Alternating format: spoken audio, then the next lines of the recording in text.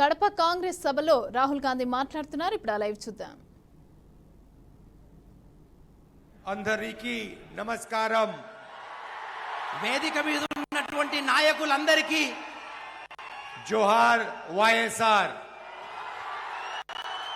వేదిక మీద ఉన్న నాయకులందరికీ, వేదిక మీద కూర్చున్న షర్మిల నా చెల్లెమ్మకు, అదే విధంగా వేదిక మీద ఉన్న ఇక్కడ అసెంబ్లీలో పోటీ చేస్తున్న నాయకులందరికీ, ప్రెస్ మిత్రులకు, చాలా దూరం నుంచి వేచి చూస్తూ నా కోసం వచ్చిన అన్నా చెల్లెళ్లకు, అక్కా చెమ్మళ్లకు నమస్కారం. జోహార్ వైఎస్ఆర్. राजनीति में अलग अलग तरीके के रिश्ते होते हैं, राजनीतिक रिश्ते होते हैं, मगर पारिवारिक रिश्ते भी होते हैं.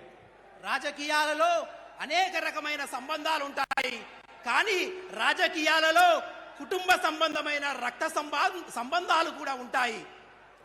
और राजशेखर रेड्डी जी मेरे पिता के भाई थे. రాజశేఖర్ రెడ్డి గారు నా తండ్రి యొక్క సోదరుడు. उनका सिर्फ राजनीतिक रिश्ता नहीं था, वो एक दूसरे को भाई मानते थे. వాళ్ళిద్దరిది కేవలం రాజకీయ సంబంధం మాత్రమే కాదు, వాళ్ళిద్దరూ ఒక అన్నా తమ్ముళ్లాగా కలిసిమెలిసి ఉండేవాళ్ళు. और ये रिश्ता सालों पुराना रिश्ता है. ఈ సంబంధం చాలా సంవత్సరాల పురాతనమైన స్నేహం. राजशेखर रेड्डी जी ने आंध्र प्रदेश को रास्ता दिखाया, मगर पूरे देश को रास्ता दिखाया था. రాజశేఖర్ రెడ్డి గారు కేవలం ఈ రాష్ట్రానికి మాత్రమే దారి చూపించలేదు, మొత్తం భారతదేశానికి కూడా వారు మార్గదర్శకులయ్యారు. जो राजशेखर रेड्डी जी ने आंध्रा में पदयात्रा की थी, वही मेरे लिए भारत जोड़ो यात्रा का इंस्पिरेशन था. ఏదైతే రాజశేఖర్ రెడ్డి గారు పాదయాత్ర చేశారో ఆ పాదయాత్రనే నా యొక్క భారత్ జోడో యాత్రకు కూడా స్ఫూర్తిదాయకమైనది. और राजशेखर रेड्डी ने स्वयं मुझे कहा था कि मुझे हिंदुस्तान की पदयात्रा करनी चाहिए. రాజశేఖర్ రెడ్డి గారే స్వయంగా నాతోని అన్నారు, నేను భారతదేశం మొత్తం కూడా పాదయాత్ర చేయాలని. तो जब मेरे पिता नहीं रहे, तब राजशेखर रेड्डी जी ने मेरी भी मेंटरिंग की थी. ఎప్పుడైతే నా తండ్రి గారు లేరో అప్పుడు రాజశేఖర్ రెడ్డి గారే నా యొక్క మెంటర్ గా నా యొక్క ఆలోచనలన్నీ పరిగణిస్తూ నన్ను చూసుకునేవారు. उन्होंने मुझे बताया था कि जब हम पदयात्रा में जाते हैं, जनता के बीच में जाते हैं, तो जनता की समस्याएं, जनता का दर्द, जनता के सपने समझे जा सकते हैं. రాజశేఖర్ రెడ్డి గారు చెప్పారు నాకు, ఎప్పుడైతే మన పాదయాత్ర చేస్తామో, ప్రజల్లోకి వెళ్తామో, వాళ్ళ సమస్యలు, వాళ్ళ ఆలోచనలు మనం వినే అవకాశం ఉంటుందని నాకు చెప్పారు. पदयात्रा में दूसरों का दर्द अपने दर्द को मिटा देता है. పాదయాత్రలో మన యొక్క బాధ, మన యొక్క ఆవేదన, ప్రజలు పడే ఆవేదన చూసినప్పుడు అవన్నీ చెరిగిపోతాయి, మాసిపోతాయి. तो अगर मैंने हिंदुस्तान में भारत जोड़ो यात्रा की, नफरत के बाजार में मोहब्बत की दुकान खोली, तो ये इसमें राजशेखर रेड्डी जी की सोच थी. నేను భారతదేశంలో భారత్ జోడో యాత్ర ద్వారా విద్వేషపు వీధుల్లో ప్రేమ దుకాణాలు తెరిచానంటే అది రాజశేఖర్ రెడ్డి గారు కల్పించిన ఉత్సాహం, ఆయన ఆలోచన, ఆయన ప్రోద్బలం, ఆయన ప్రోత్సాహం. राजशेखर रेड्डी की जो पॉलिटिक्स थी, सोशल जस्टिस की पॉलिटिक्स, वेलफेयर की पॉलिटिक्स, जनता की पॉलिटिक्स आज आंध्र प्रदेश में नहीं रही. రాజశేఖర్ రెడ్డి గారి రాజకీయం ఎప్పుడు పేదల కోసం రాజకీయం, సామాజిక న్యాయం కోసం రాజకీయం, ఏమి లేని వారి కోసం రాజకీయం, కానీ వారు ఆలోచించిన రాజకీయం ఈ రోజు ఈ రాష్ట్రంలో లేదు. आज आंध्र प्रदेश में बदले की राजनीति चल रही है.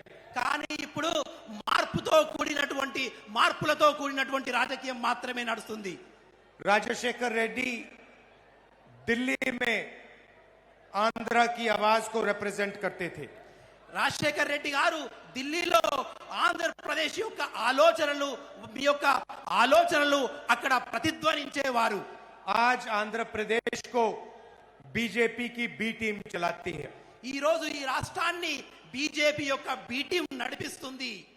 बीजेपी की बी टीम का मतलब B for Babu, J for Jagan, P for Pawan. BJP యొక్క బి టీం అంటే బాబు, జగన్, పవన్ అని అర్థం। बाबू, जगन, पवन, बीजेपी।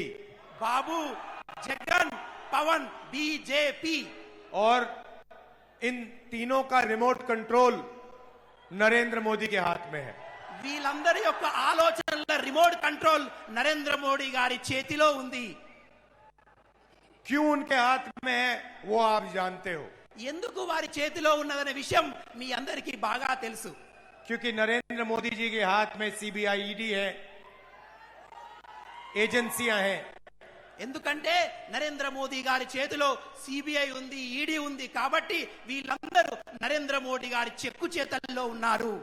दुख की बात यह है कि जो आंध्र प्रदेश की आवाज दिल्ली में मिलनी चाहिए थी वो दब गई है।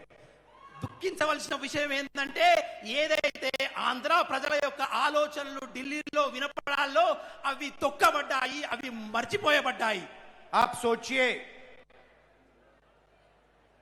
राजशेखर रेड्डी जी की आइडियोलॉजी, कांग्रेस की आइडियोलॉजी कभी भी बीजेपी के साथ नहीं खड़ी हो सकती थी। మీ అందరికీ తెలుసు రాజశేఖర్ రెడ్డి గారి సిద్ధాంతం, కాంగ్రెస్ పార్టీ సిద్ధాంతం ఎప్పుడు బీజేపీకి వ్యతిరేకంగా పోరాడుతూనే ఉంటుంది। मगर जगन रेड्डी जी बीजेपी के खिलाफ कुछ नहीं कह पा रहे हैं। కానీ జగన్మోహన్ రెడ్డి గారు బీజేపీకి వ్యతిరేకంగా ఒక్క మాట కూడా అనడం లేదు। और सच्चाई है कि अगर जगन रेड्डी जी कहना भी चाहें वो नहीं कह सकते हैं। కానీ సత్యం ఏమిటంటే ఒకవేళ జగన్మోహన్ రెడ్డి గారు ఏమైనా అనాలనుకున్నా కూడా బీజేపీని ఒక్క మాట కూడా అనరు। क्योंकि भ्रष्टाचार के केस उन पर हैं। ఎందుకంటే చాలా అవినీతి ఆరోపణలు వారి మీద ఉన్నాయి।